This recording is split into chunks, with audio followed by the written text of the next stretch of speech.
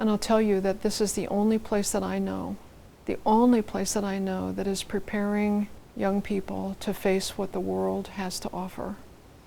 There's no time to spare. They must hit the ground running, and what's different about the students at this school is that I think they know it.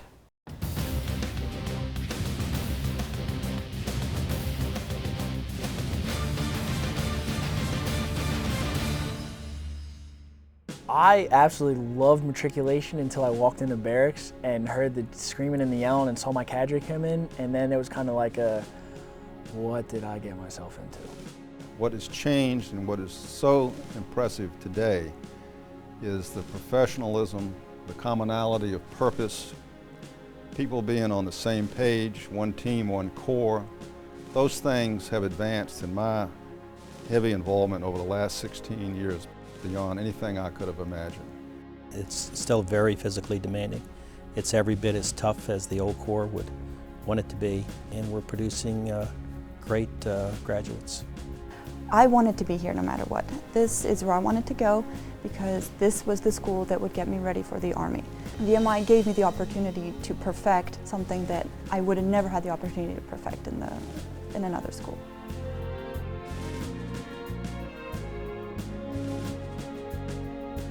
When we first saw our son, 2 weeks after he arrived here at the Newmarket ceremony, he was a different person. I walked right by him. I didn't even recognize him.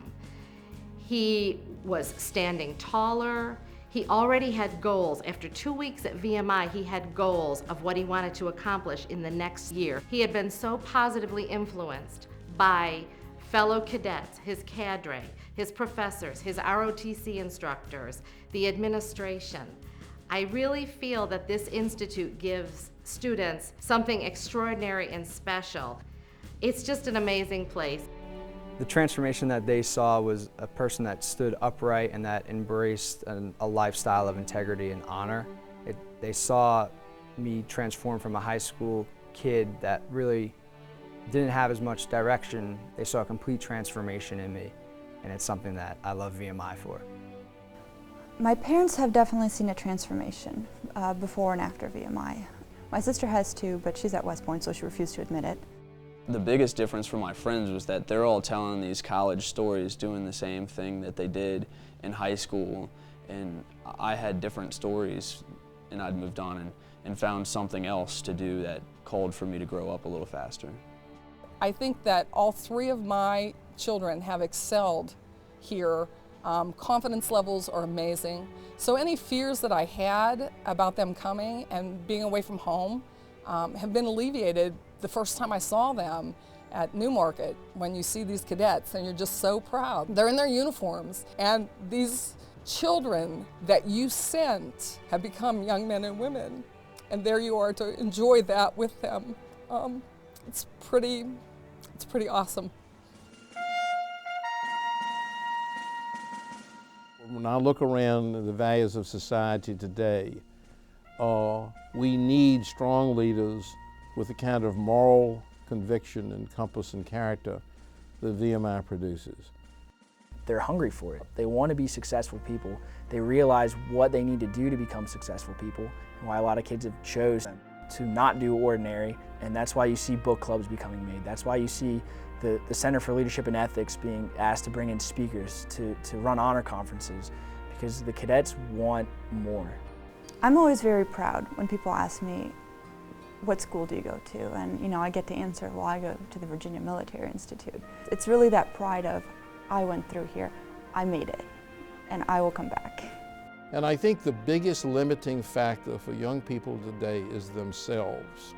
And unless they're forced to break out of that shell, they will remain trapped by their own insecurities, their own unwillingness to take risk, expose themselves.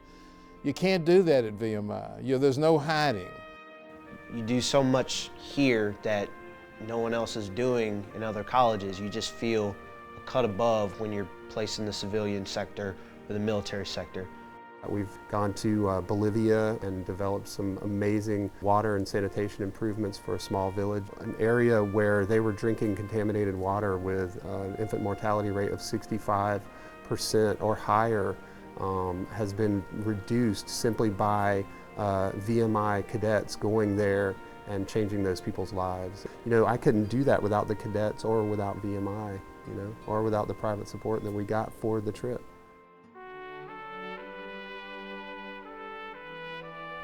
The cadets are well behaved, they have manners, they're respectful.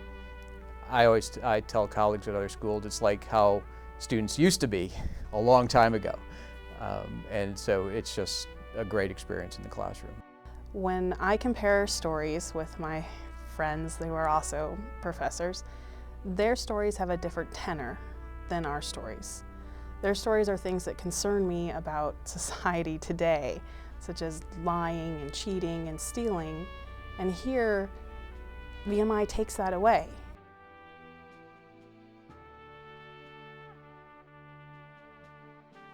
We've hired several other cadets from VMI, and they can hold their own with students from any of the undergraduate business schools, and I'm including in that schools like Georgetown and Wharton. The alumni are what ultimately make this school. They're what give this school its prestige. They're what keeps the school running, and they're what every single cadet here strives to be. And they accomplish goals and ultimately make this nation a better place. VMI is the last of a breed. You know, that's gone away. And most of my good friends in Richmond are VMI grads.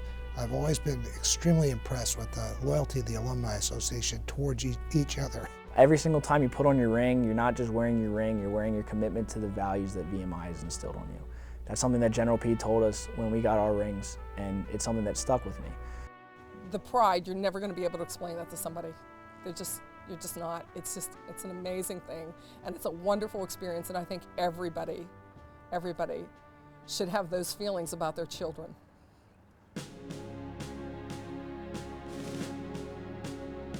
In terms of the Institute Honors Program, you have the support of your donors that, you know, really give you the oomph and the push to do the best that you possibly can, because you do not want to let them down.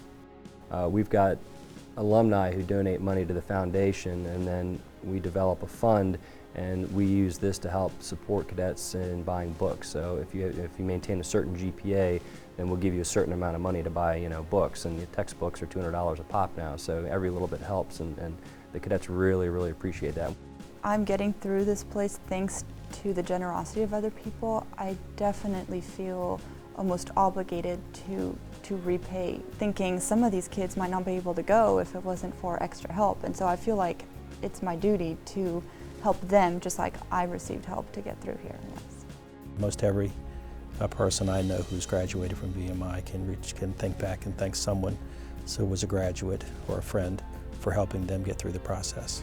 When you have people who are generous enough to foresee the issues that the Institute is facing and to realize the value of what these cadets are trying to go through and what these cadets want to do and how they want to excel, that means a lot. So it's going to be more incumbent upon people who love VMI to make sure that VMI fulfills its mission.